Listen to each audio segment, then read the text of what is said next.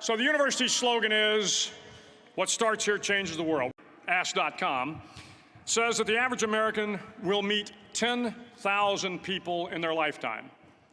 10,000 people, that's a lot of folks.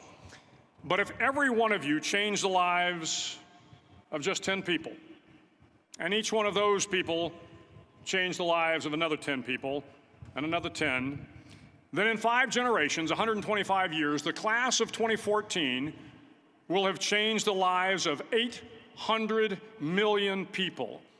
800 million people. Think about it. Over twice the population of the United States. So what starts here can indeed change the world. But the question is, what will the world look like after you change it? Well, I'm confident that it will look much, much better. But if you'll humor this old sailor for just a moment, I have a few suggestions that may help you on your way to a better world. And while these lessons were learned during my time in the military, I can assure you that it matters not whether you ever served a day in uniform. It matters not your gender, your ethnic or religious background, your orientation, or your social status. Our struggles in this world are similar, and the lessons to overcome those struggles and to move forward, changing ourselves and changing the world around us, will apply equally to all. I've been a Navy SEAL for 36 years, but it all began when I left UT for basic SEAL training in Coronado, California. Basic SEAL training is 6 months of long, torturous runs in the soft sand, midnight swims in the cold water off San Diego, obstacle courses, unending calisthenics, days without sleep, and always being cold, wet, and miserable.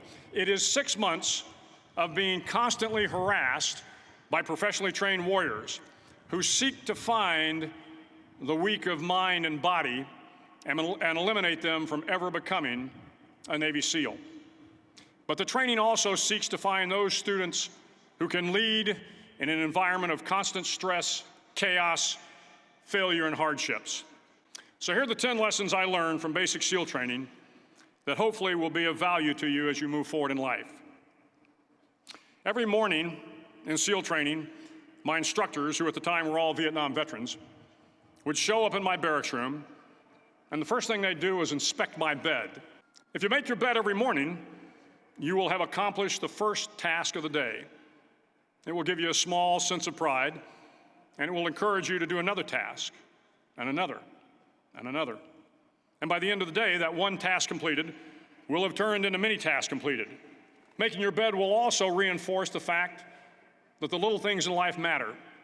If you can't do the little things right, you'll never be able to do the big things right. So if you want to change the world, start off by making your bed. During SEAL training, the students are all broken down into boat crews. Each crew is 7 students, 3 on each side of a small rubber boat, and 1 coxswain to help guide the dinghy. Every day, your boat crew forms up on the beach and is instructed to get through the surf zone and paddle several miles down the coast. In the winter, the surf off San Diego can get to be 8 to 10 feet high, and it is exceedingly difficult to paddle through the plunging surf unless everyone digs in. Every paddle must be synchronized to the stroke count of the coxswain. Everyone must exert equal effort, or the boat will turn against the wave and be unceremoniously dumped back on the beach. For the boat to make it to its destination, everyone must paddle. You can't change the world alone. You will need some help. And to truly get from your starting point to your destination takes friends, colleagues, the goodwill of strangers, and a strong coxswain to guide you. If you want to change the world, find someone to help you paddle. SEAL training was a great equalizer. Nothing mattered but your will to succeed, not your color, not your ethnic background, not your education, not your social status. If you want to change the world, measure a person by the size of their heart, not by the size of their flippers. Several times a week, the instructors would line up the class and do a uniform inspection. It was exceptionally thorough. Your hat had to be perfectly starched, your uniform immaculately pressed, your belt buckle shiny and void of any smudges. But it seemed that no matter how much effort you put into starching your hat or pressing your uniform or polishing your belt buckle, it just wasn't good enough. The instructors would find something wrong. For failing the uniform inspection, the student had to run, fully clothed, into the surf zone. Then wet from head to toe, roll around on the beach until every part of your body was covered with sand. The effect was known as a sugar cookie. You stayed in the uniform the rest of the day, cold, wet, and sandy. There were many a student who just couldn't accept the fact that all their efforts were in vain, that no matter how hard they tried to get the uniform right, it went unappreciated. Those students didn't make it through training. Those students didn't understand the purpose of the drill. You were never going to succeed. You were never going to have a perfect uniform. The instructors weren't going to allow it. Sometimes, no matter how well you prepare or how well you perform, you still end up as a sugar cookie. It's just the way life is sometimes. If you want to change the world, get over being a sugar cookie and keep moving forward. Every day during training, you were challenged with multiple physical events: long runs, long swims, obstacle courses, hours of calisthenics, something designed to test your mettle. Every event had standards, times you had to meet. If you failed to meet those times, those standards, your name was posted on a list, and at the end of the day, those on the list were invited to a circus. A circus was 2 hours of additional calisthenics, designed to wear you down, to break your spirit, to force you to quit. No one wanted a circus. A circus meant that for that day, you didn't measure up. A circus meant more fatigue, and more fatigue meant that the following day would be more difficult, and more circuses were likely. But at some time during SEAL training, everyone made the circus list. But an interesting thing happened to those who were constantly on the list. Over time, those students who did 2 hours of extra calisthenics got stronger and stronger. The pain of the circuses built inner strength and physical resiliency. Life is filled with circuses. You will fail. You will likely fail often. It will be painful. It will be discouraging. At times, it will test you to your very core. But if you want to change the world, don't be afraid of the circuses. The obstacle course contained 25 obstacles, including a 10-foot wall, a 30-foot cargo net, a barbed wire crawl, to name a few. But the most challenging obstacle was the slide for life. It had a 3-level, 30-foot tower at one end and a 1-level tower at the other. In between was a 200-foot-long rope. You had to climb the 3-tiered tower, and once at the top, you grabbed the rope, swung underneath the rope, and pulled yourself hand over hand until you got to the other end. The record for the obstacle course had stood for years when my class began in 1977. The record seemed unbeatable until one day a student decided to go down the slide for life head first.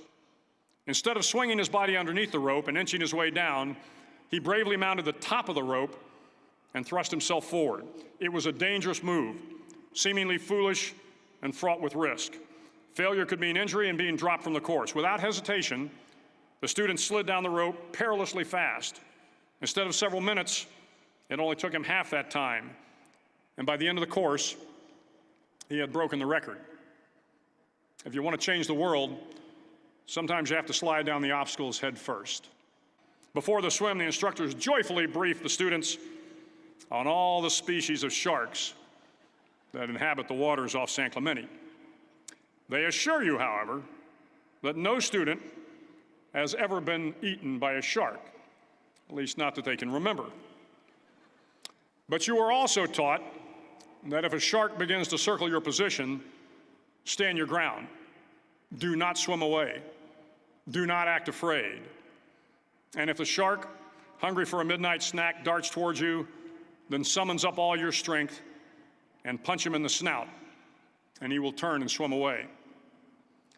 There are a lot of sharks in the world. If you hope to complete the swim, you will have to deal with them. So if you want to change the world, don't back down from the sharks. As Navy SEALs, one of our jobs is to conduct underwater attacks against enemy shipping. We practice this technique extensively during training. The ship attack mission is where a pair of SEAL divers is dropped off outside an enemy harbor and then swims well over 2 miles underwater, using nothing but a depth gauge and a compass to get to the target. To be successful in your mission, you have to swim under the ship and find the keel, the center line, and the deepest part of the ship. This is your objective. But the keel is also the darkest part of the ship, where you cannot see your hand in front of your face, where the noise from the ship's machinery is deafening, and where it gets to be easily disoriented, and you can fail. Every SEAL knows that under the keel, at that darkest moment of the mission, is a time when you need to be calm, when you must be calm, when you must be composed, when all your tactical skills, your physical power, and your inner strength must be brought to bear. If you want to change the world, you must be your very best in the darkest moments. Finally, in SEAL training, there's a bell, a brass bell that hangs in the center of the compound for all the students to see. All you have to do to quit is ring the bell. Ring the bell, and you no longer have to wake up at 5 o'clock. Ring the bell, and you no longer have to be in the freezing cold swims. Ring the bell, and you no longer have to do the runs, the obstacle course, the PT, and you no longer have to endure the hardships of training. All you have to do is ring the bell to get out. If you want to change the world, don't ever, ever ring the bell. Start each day with a task completed. Find someone to help you through life. Respect everyone. Know that life is not fair and that you will fail often. But if you take some risks, step up when the times are the toughest, face down the bullies, lift up the downtrodden, and never, ever give up. If you do these things, the next generation and the generations that follow will live in a world far better than the one we have today. And what started here will indeed have changed the world for the better. Thank you very much. Hook 'em horns.